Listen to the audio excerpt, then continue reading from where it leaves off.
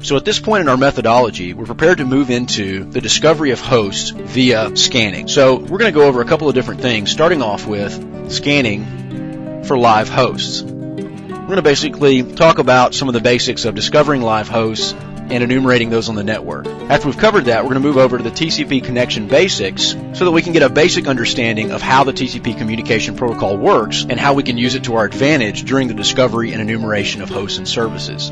Next, we'll move over to talking about some of the different TCP scan types, followed by UDP scanning, and finally ICMP scanning. Once we've got a pretty good handle on everything, we're going to move over and actually do a demonstration on using one of the more common scanners, Nmap. So starting things off, we're going to talk about scanning for live hosts. And this is the basic idea of taking the first active step and enumerating information about the target network.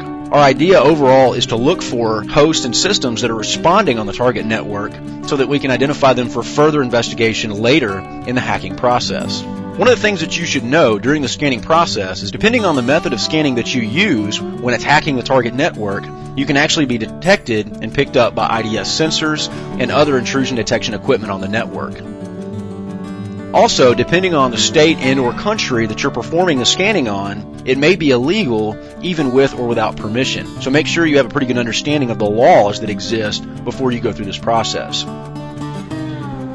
Administrators commonly use scanning as a method to identify possible attacks that might come in the future. So it may be a possibility that you would alert system administrators and security administrators that your attack is soon to follow. Now, one of the benefits here is that because scanning is such a common thing to happen on the internet and even in some corporate networks, it's possible that security administrators will overlook this and wait for a more telling attack to take place.